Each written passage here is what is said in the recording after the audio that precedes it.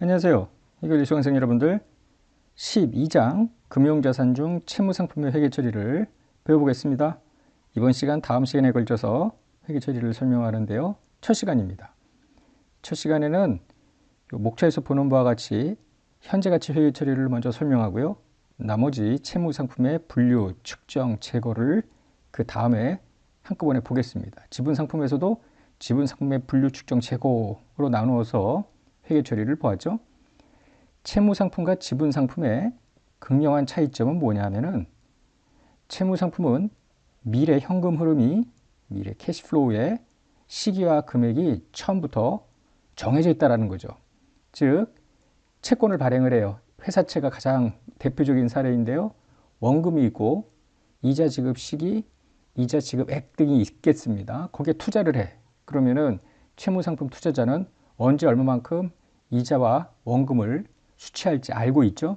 지금 미래 현금 흐름이 결정되어 있습니다. 반면에 지분상품은 미래 현금 흐름이 결정되어 있지 않죠. 왜냐하면 상환이라는 개념이 없고요. 주식의 경우에는 배당도 줘야 주나 보다지 이익이 나야 받을 수가 있겠고요. 더 나아가서 그쪽에서 주주총회나 이사회에서 얼마를 주겠다고 결의를 해야 비로소 투자자가 받을 수 있는 거 아닙니까?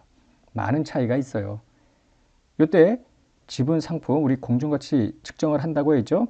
채무 상품도 나중에 봅니다만은 공정가치 측정을 해요.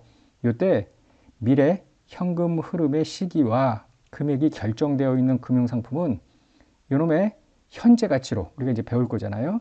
현재 가치로 공정가치를 측정하기 때문에 도대체 현재 가치 측정은 어떻게 하는 거야? 이거를 모르면 채무 상품의 최초 측정, 후소 측정도 이 이해하기가 어렵다라는 거죠.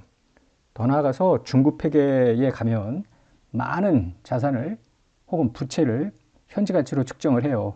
정말 정신없이 현재가치 측정이 나옵니다. 회계 올릴 때 현재가치 측정을 도외시하고 중급회계에 올라간 친구들이 중급회계를 하다가 드랍하는 경우가 상당히 많아요. 낙오하는 경우가. 현재가치 측정이 그 주 원인이라고 볼 수 있겠습니다.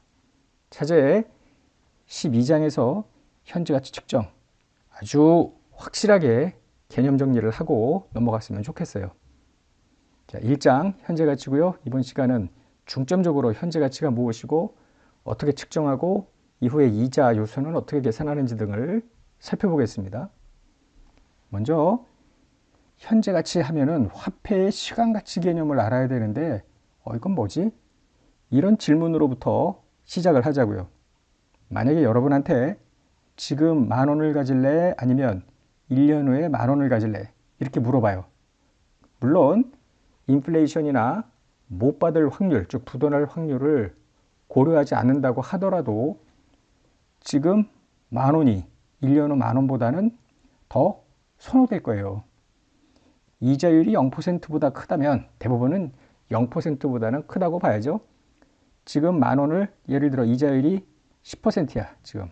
그러면은 지금 10,000원을 받아서 10% 수익이 발생되는 금융상품에 투자를 해요. 그럼 1년 후에는 11,000원이 될 거 아닙니까? 지금 만약에 5% 이자가 발생이 되는 금융상품에 투자를 하면은 10,000원이 1,500이 되고 이렇게 지금 이자율이 0보다 크다면은 뭔가 10,000원보다는 지금의 10,000원이 미래의 10,000원보다는 클 거다라는 거죠. 따라서 이때 화폐를 묻어두면 이자가 계속 붙으니 시간 가치를 갖기 때문에 두 금액은 같지 않습니다. 따라서 지금 10,000원과 1년 후에 10,000원 어느 게 더 크지? 혹은 두 금액이 같은가? 이를 비교하려면 두 가지 방법이 가능해요. 지금 10,000원을 1년 후의 금액으로 전환, 즉 1년 후의 미래가치, future value라고 하는데 이걸로 전환을 하던가 아니면 1년 후에 10,000원을 지금 얼마지? 현재 가치로 전환하든가. 그래야 비교의 시점이 같을 거 아닙니까?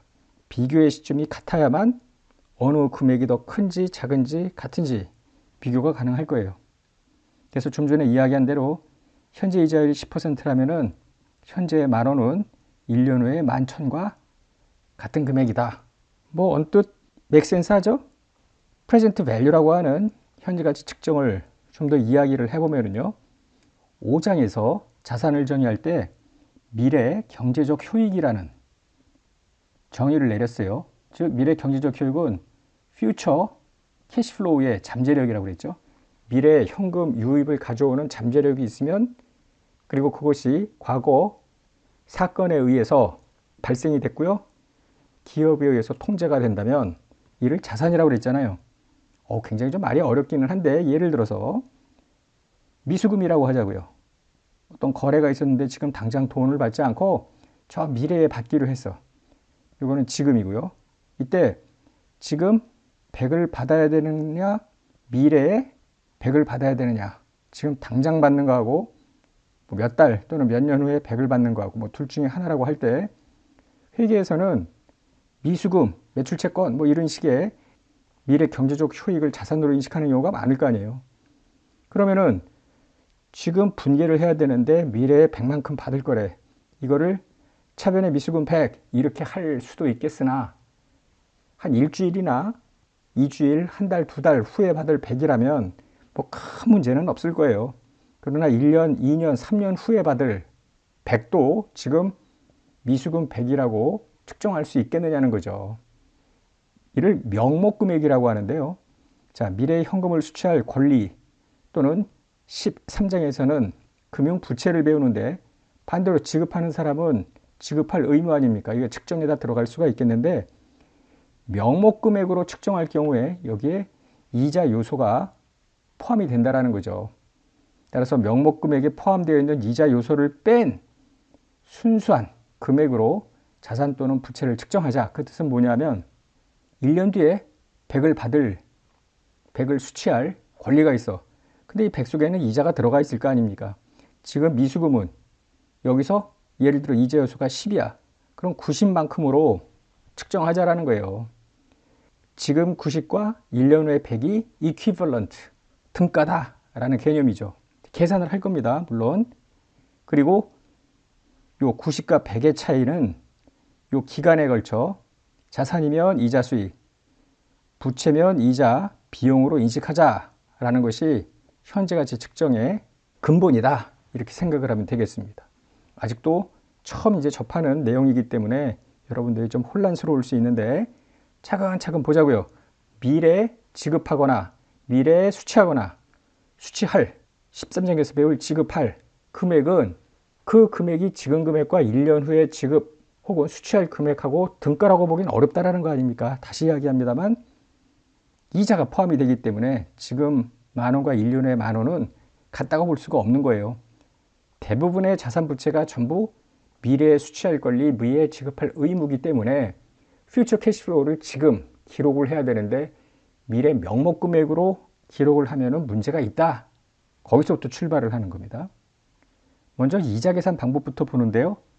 크게 달리의 방법, 복리, 이자의 방법 이렇게 두 가지로 나눌 수가 있겠어요. 예를 들어 이자율이 10%라고 가정을 해요. 10% 이자가 발생하는 금융상품에 10,000원을 투자하는데 3년 동안 투자한대. 이때 달리라는 심플 인트레스트라는 건 뭐냐면은 10,000원에 곱하기 10% 이게 1년 이자인데요. 그냥 매년 또박또박 똑같은 이자가 나온다라고 보는 겁니다. 그래서 1,000원씩 3년 해서 3년 동안의 이자를 3,000원으로 계산하는 게 달리입니다. 이번에는 컴파운드 인트레스트라는 복리인데요. 복리는 원금의 특정 기간 이자가 발생이 되면 그 다음 기부터는 원금 이자에 대해서 또 이자를 계산하는 방식입니다. 예를 들어 1차년도에는 1차년도 초에 10,000원이었죠. 10%만큼 이자가 발생이 됩니다. 이 둘을 합친 11,000원이 1년도 말 2년도 초금액이 되는 거죠. 여기에 10% 1,100이 더해지면 다시 원금과 이자의 합계 원리금은 12,100. 이게 2년도 말 혹은 3년도 초 금액이죠. 여기에 다시 10% 1,210 해서 원금과 이자의 합계 13,310. 따라서 만원이 13,310이 되니까요. 3,310이 이자 수익이 되는 거죠. 복리가 달리보다 훨씬 더 이자 비용이 많죠.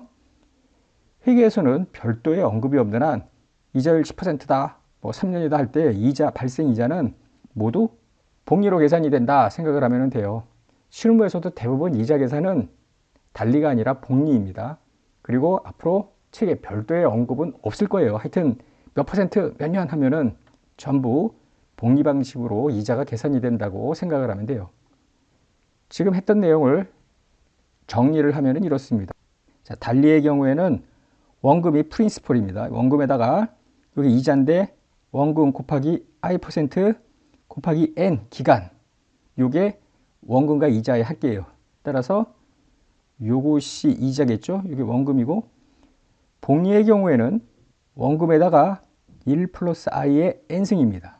즉 10%라고 하면 여기가 만일 때 10%면 여기까지는 곱하기 1.1 하면 나와요. 그래서 11,000입니다. 다시 2년 뒤에는 또 곱하기 1.1 해서 12,100 이런 식으로 1 플러스 i의 n승으로 계속 곱해져 나가는 것이 복리 방식입니다. 이번에는 단순 현금 흐름, 단순 현금 흐름은 미래에 딱 한 번 특정 금액의 수치 혹은 지급이 있는 경우입니다. 우리는 계속 금융 자산이기 때문에 수치 쪽만 이야기를 하자고요. 이럴 경우에 미래 가치와 현재 가치의 계산이라는 건데, 지금 10,000원에 10% 이자를 가정할 때 1년 후 미래 가치는 얼마냐? 그러면 곱하기 1.1 하면 되는 거예요. 우리가 이미 미래 가치는 여기서 했었어요. 아무 생각 없이 1년 후에 기말 원리금은 얼마지? 11,000원. 이게 미래 가치예요. 지금 10,000원은 1년 후에 11,000원과 같다. 그러면 다시 또 2년 후에는 얼마인가? 이 11,000원에 또 1.1입니다. 12,100. 이거를 이렇게 계산할 수도 있죠. 10,000원에 2년 후 미래 가치는 얼마냐? 그러면은 곱하기 1.1, 1.1 해서 1.1의 제곱. 만약에 5년 후의 금액은 얼마냐? 1.1의 5승. 5제곱을 한 금액만큼 하나, 둘, 셋, 넷, 5번 하면은 그것이 미래 가치가 되는 거예요. 그런데 회계 처리를 할 때 미래 가치 계산 방식을 쓰는 경우는 없다고 보면 돼요. 왜냐하면 우리가 이 시점에서 자산 또는 부채를 인식을 할 거 아닙니까? 최초. 그런데 미래 현금 유입액, 미래 현금 지급액 이런 개념 아니야. 그러니까 미래 2년 후에 12,100원이 나갈, 2년 후에 12,100원을 수취할 뭐 그런 거래가 있어. 그러면은 2년 후의 금액을 지금 자산 또는 부채로 인식을 해야 되니까 땡겨 와야 될 거 아닙니까? 즉 다음 파트에서 보듯이 현재 가치로 측정을 하는 경우가 대부분이라고 보면 되죠. 자, 보십시다. 역시 이자율은 10%일 때 1년 후 11,000원의 현금 유입이 있을 것 같아. 그럼 지금 자산을 얼마로 인식하는가 이 개념입니다. 그러면 나누기 1.1 하면 되는 거예요. 만약에 2년 후에 12,100원이 있으면 어떻게 하는가? 그럼 나누기 1.1 나누기 1.1 하면 되는 거죠. 즉 나누기 1.1의 제곱 하면은 많이 되는 겁니다. 이런 식으로 미래의 현금 흐름을 지금 시점으로 당겨온다. 이런 거를 영어로는 디스카운트, 할인이라는 말을 써요. 할인한다. 이거보다 적은 금액이 되겠죠. 수식으로 나타내면 이렇습니다. future value는 지금 present value의 1 플러스 i의 n승이죠. 근데 이 공식은 써먹을 일은 없어요. 회계에서는 지금 present value는 얼마인가 이거겠지. 그러면은 미래 현금 흐름, future value라는 게 future cash flow입니다. 나누기 1.1의 n승. 요거를 많이 써먹을 겁니다. 자, 10% 이자를 감안을 할 때 1년 후에 미래 가치는 1은 1 곱하기 1.1이니까 1.1, 2년 1.1의 제곱, 3년 후는 1.1의 세제곱 해가지고 이렇게 될 거 아니에요. 근데 미래 가치 계수는 거의 써먹을 일은 없고요. 현재 가치 계수라는 게 부록 하면은 표 3이 요 현재 가치 계수인데 1년 후 10%의 1년 후에 현재 가치 계수는 0.90909 이 뜻은 뭐냐면은 나누기 1.1을 의미하는 겁니다. 1 나누기 1.1. 두 번 땡겨오면은 1.1의 제곱으로 나눈 거죠. 요거를 미리 소수로 0.82645 이렇게 계산했고요. 하나, 둘, 셋. 3년 후 1호는 지금 얼마인가 10%일 때 그러면은 1.1의 3승으로 나누는 거 아니에요. 그거를 소수로 미리 계산을 해 놓았습니다. 공학용 계산기라면은 이런 것들을 한 방에 계산할 수 있겠지만 가감승제만 되는 가계비용 계산기로는 뭐 3승까지는 가능하겠는데 뭐 10년, 20년 이런 식으로 현재 가치를 계산하려면은 나누기 1.1, 나누기 1.1, 나누기 1.1, 오우, 10번을 하다가 까먹을 수도 있는 거 아닙니까? 그래서 보통 현재 가치와 관련된 시험 문제를 출제를 할 경우에는 이렇게 현재 가치 계수를 주고요. 이거를 직접 계산하면, 곱하기를 하면 되겠습니다. 설령 공학용 계산기라 이런 계산이 가능해도 이걸 쓰지 마시고 계수를 주면은 반드시 이 계수에 따라서 현재 가치를 계산하는 능력이 있어야 돼요. 그거를 뒤에 있는 현재 가치 계수표, 어느 회계학 책에든 뒤에 부록으로 다 현재 가치 계수표가 있고요. 그거를 활용하는 방법을 알고 있는지를 묻는 문제이기 때문에 반드시 계수가 주어지면 소수로 그걸 쓰면 돼요. 0.75131 뭐 이렇게 소수점 이하 5자리로 줄 수도 있고요. 0.7513 뭐 이런 식으로 4자리로 줄 수도 있고, 그거는 출제자가 임의로 조정을 하면 되겠습니다. 예제를 볼까요? 현금 10만 원을 연 10% 이자가 발생하는 정기예금을 예치를 했는데 3년 후에 받게 될 현금은 얼마냐? 그 현금이라는 거는 원금과 이자 합계 아니에요. 그러면은 10만 원이 지금 10만 원인데 1년 후, 2년 후, 3년 후래. 그럼 총 원리금 합계는 1.1의 3승이죠. 133100 이래도 되고요. 뒤에 미래가치 계수표가 표 1에 있는데 그게 1.331입니다. 1.331은 1.1의 3승을 미리 곱해 놓은 거예요. 그래서 곱해도 되고. 그러나 앞으로 미래가치 계산을 할 기회는 없습니다. 회계는 미래 현금 흐름을 지금 땡겨서 얼마로 이직할까 이 개념이기 때문에 죄다 현재가치 계산식이 들어가게 되죠. 3년 후에 10만 원을 수취하기 위해서 현재 연이자율 10%로 복리 계산되는 정기예금에 얼마나 예금을 해야 되나, 즉 1년 후, 2년 후, 3년 후에 10만 원을 받으려면 지금 얼마를 예치해야 되느냐, 그 뜻은 3년 후에 10만 원에 지금 프레젠트 밸류 현재 가치는 얼마냐라는 것과 똑같잖아요. 그러면은 10만 원을 나누기 1.1 나누기 1.1 나누기 1.1 해가지고 1.1의 3승으로 나누면 75,131인데 뒤에 표 3에 계수표로 가보면은 기간 3, 1, 2, 3 이렇게 있고요. 이쪽 이자율 10%로 가서 이렇게 만나는 계수를 한번 들여다보세요. 그러면은 0.75131입니다. 이렇게 계산하는 것과 이렇게 계산하는 게 나중에 가다 보면 한 1원 정도 차이가 날 수도 있어요. 그거는 단수 차이가 될 테고요. 그럼에도 불구하고 소수로 계산 안 하고, 분수로 계산하지 않고 전부 이렇게 주어지는 소수로 여러분들이 계산하면 되겠죠. 교재로는 518페이지인데 연금의 현재 가치입니다. 좀 전에 했던 거는 1년이든 2년이든 3년이든 미래의 어떤 특정 시점에 캐시플로우가 있을 때 지금 얼마냐 이런 거 아니에요. 그런데 반드시 미래에 한 번만 현금 유입이 있는 건 아닐 수도 있잖아요. 여러 차례 있을 수도 있습니다. 일정액의 현금 흐름이 2번 이상 계속 발생하는 경우, 이거를 연금이라고 하는데요. 예를 들어 1년 후, 2년 후, 3년 후에 각각 10만씩 현금 유입이 있는 권리가 있어. 미수금인데 3년 후에 다 받는 게 아니라 1, 2, 3년도 이렇게 매년 3분의 1씩 받기로 하는, 뭐 이런 것도 흔할 거 아니에요. 10% 이자율이라고 가정을 할 때 1년 후 10만 원, 2년 후 10만 원, 3년 후 10만 원. 이거의 현재 가치는 얼마인가? 얼마긴 각각 다 계산하면 되죠. 그래서 더하면 되겠죠. 나누기 1.1, 나누기 1.1의 제곱, 나누기 1.1의 세제곱해서 이 셋을 다 더하면 248685가 나오는데요. 이거 하나만 하더라도 참 귀찮아 죽겠는데 이거를 다 나눠서 다시 합산하려니까 참 귀찮게 짝이 없죠.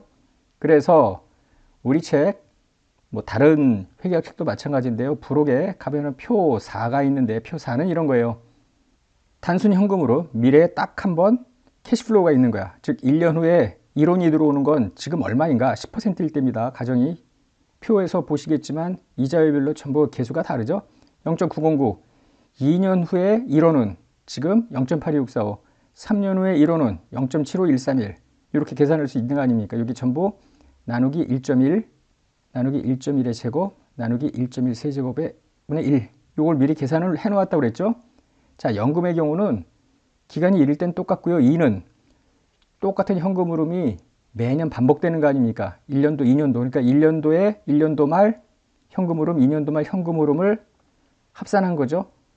1, 2, 3년도 계속 나오면 1, 2, 3 해서 2.48685 이렇게 계수가 점점 커지죠. 누적되는 거니까. 이걸 연금의 현재가치 계수라고 합니다. 따라서 3년 동안 반복돼서 매년 말 10만 원씩 유입되는 현금에 연금 이 현가계수는 얼마냐 그러면은 기간 3 10%의 연금 현가계수를 부록 표 3에서 찾으면 2.4868오고요. 이렇게 계산을 하면 되죠. 예제 3번 볼까요? 3년 동안 매년 말에 10만 원씩을 수령하기로 했는데 이자율은 8%래.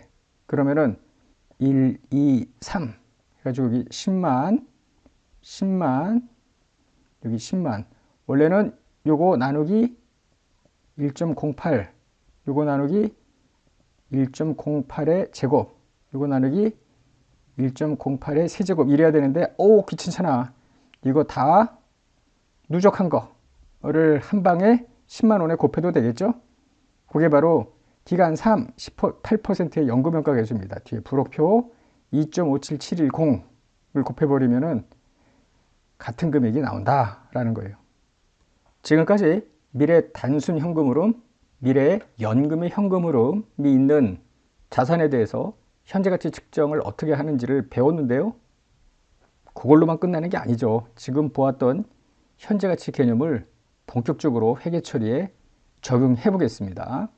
먼저 단순 현금흐름 현재가치 적용을 끝내고 그 다음에 연금의 현금흐름 현재가치 적용을 보겠습니다. 먼저 단순 현금흐름 예를 볼까요?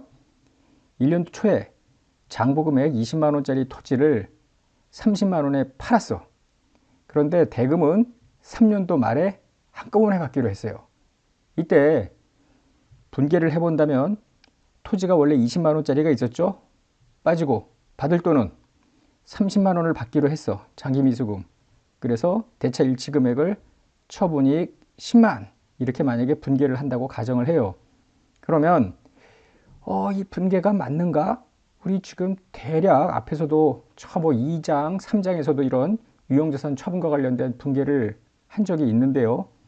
뭐 크게 잘못된 거는 없는 것 같은데 이게 뭐가 잘못됐지?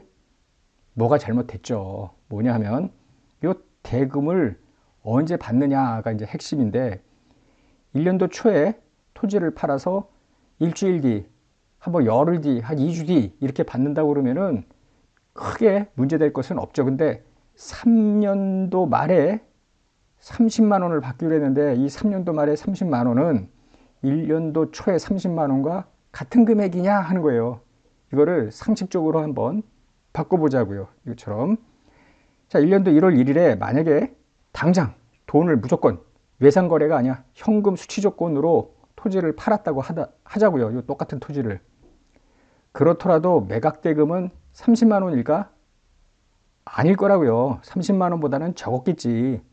그런데 토지를 취득하는 쪽에서 지금 당장 돈은 없으니 3년 후에 섭섭지 않게 주겠다. 그러면 1년도 1월 1일도 30만 원. 그래요? 3년 뒤에 줄래요? 그래, 3년 뒤에 30만 원 주세요. 이렇게 협상을 할 토지 주인은 없겠죠. 3년 뒤에 30만 원을 받을 조건이었다면은 지금 1년도 초에 팔 때는 30만 원보다 적은 금액일 거 아닙니까? 미래 3년 뒤에 받을 30만 원을 디스카운팅해서 지금 현재 가치로 장기 미수금을 잡아야겠다라는 생각이 들지 않나요? 자, 1년도 초에 30만 원과 3년도 말에 30만 원은 같은 금액이 아니에요. 그래서 절대로 지금 미수금을 30만 원으로 인식할 수가 없죠. 30만 원보다 죽어야 됩니다. 따라서 처분이익도 적어야 되죠. 자, 이제 단순 현금흐름 현재가치 적용을 한번 해보자고요. 이자율을 10%로 하고요. 요 3년 후에 수취할 30만 원의 현재가치 계산을 해보면 하나, 둘, 셋 나누기 1.1에 3승으로 하는 거죠. 그러니까 3년 10%의 단순현금흐름 1원의 현가계수를 찾으면은 0.75131입니다. 30만 원 곱하기 0.75131 하면은 22만 5,393원입니다. 이거는 다른 말로 이야기하면 지금 현찰 거래로 토지를 매각했다면 수취할 현금이 22만 5,393원일 거다. 그런데 지금 돈이 없다는 거야, 상대방이. 3년 후에 드리면 안 될까요? 그러면은 이게 경제적인 개념을 갖고 있는 매수 매도자라면은 다음과 같이 합의를 할 거 아니에요. 그래? 지금 시장에서 이자율이 10%니 그럼 복리로 1년 후, 2년 후, 3년 후 계산을 하면 얼마예요 이게? 30만 원 되겠지. 그래서 30만 원 더 이랬을 거 아닙니까? 그래서 오케이 하고 끝난 거겠지. 이때 장기 미수금은 30만 원으로 인식하는 게 아니라 30만 원의 현재 가치, 지금 당장 현찰 거래가 있었다면 받았을 금액, 이거랑 같아야 돼요. 따라서 유형자산 처분이익은 25,393원입니다. 여기로 한번 가볼까요? 토지의 처분 대금의 명목 금액은 30만 원입니다. 토지 처분 대금의 현재 가치는 좀 전에 보았듯이 22만 5,393원이고요. 토지의 장부 금액이 20만 원입니다. 장부 금액과 지금 당장 내답한다면 즉시 현금으로 받았을 경우에 얼마인가? 그게 22만 5,393원이니 두 금액의 차이가 처분 이익입니다. 그런데 22만 5,393원을 받는 게 아니라 밀려서 3년 후에는 모두 30만 원을 받을 거 아니에요.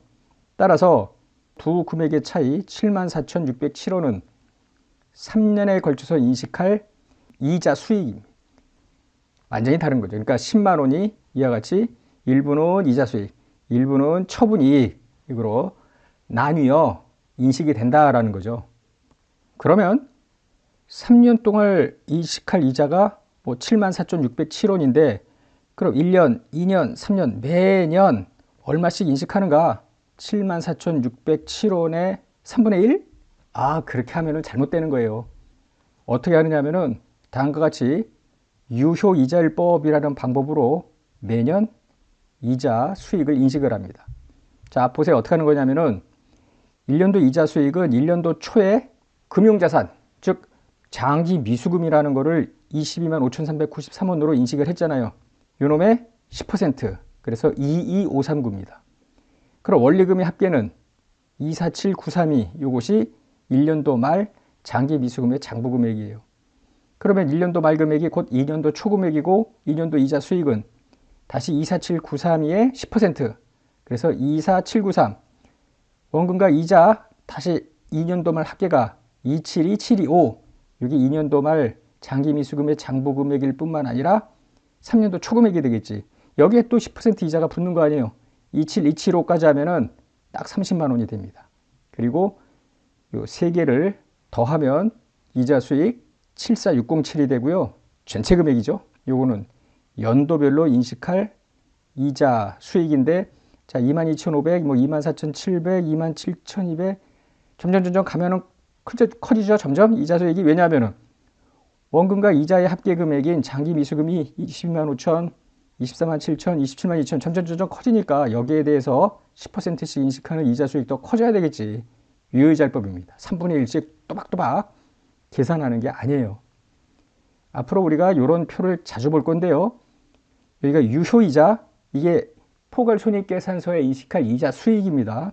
표시이자, 유효이자와 표시이자가 항상 똑같은 건 아니에요. 여기는 지금 0%입니다. 이자 주기로 한 거 아니에요.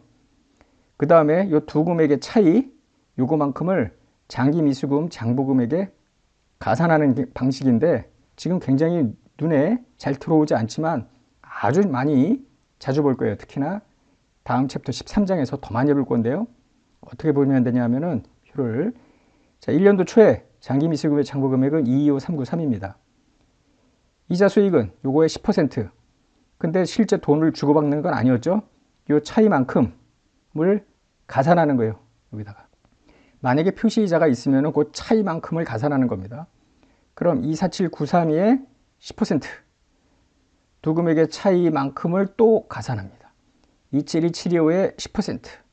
두 금액의 차이만큼을 가산하면 막판 금액이 정확히 나와요. 근데 하다 보면은 1원 내지 2원 정도 차이가, 단수 차이가 날 수 있어요. 그래서 마지막에 30만 원이 되도록 마지막 유효이자를 끼워 넣어야 되는데 그때 뭐 단수 차이라는 표현을 사용해 여기다가 이렇게 별표해 놓고 단수 차이 1원 내지 2원 정도 차이 조정을 한다는 뜻입니다. 이런 방식으로 이자 수익을 인식을 하든 이렇게 표로 표시를 하든 간에 끝내놓고 나면은 분계가 들어가면 되는데요. 자, 1차년도 이자 수익 22539 계산했죠? 그거만큼 차변이 장기 미수금 밀리는 거예요.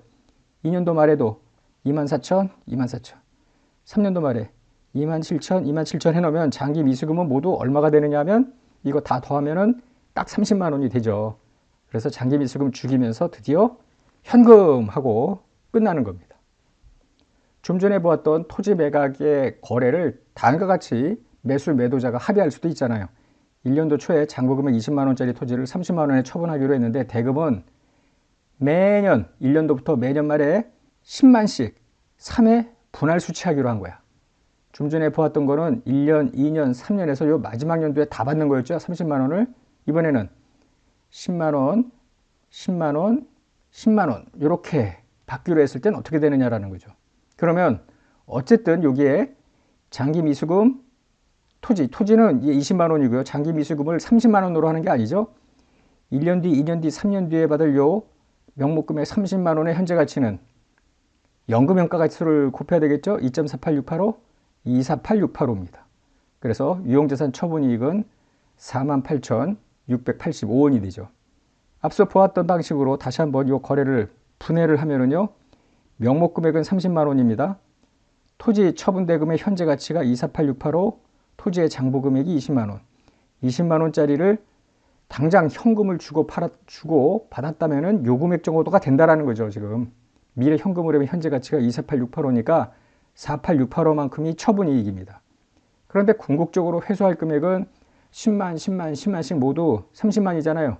따라서 248,685와 30만 원의 차이 51,315를 1년도부터 3년도까지 매년 나누어서 이자 수익으로 인식을 해야 됩니다.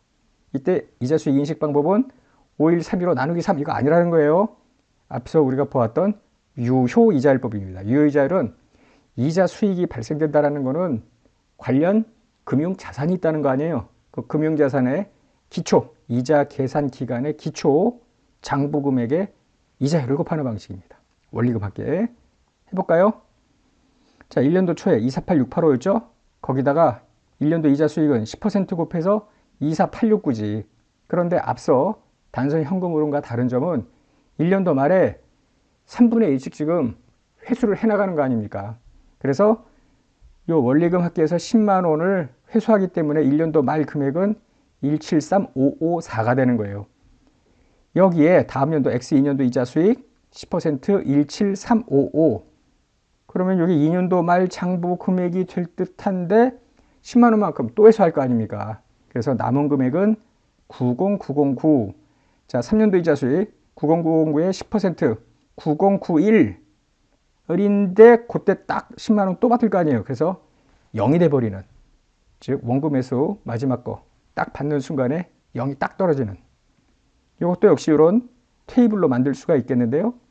유효이자, 표시이자 두 금액의 차이, 거기에 이제 원금 회수에 따른 장부금액 빠지는 게 한 칼럼이 더 들어가면 돼요.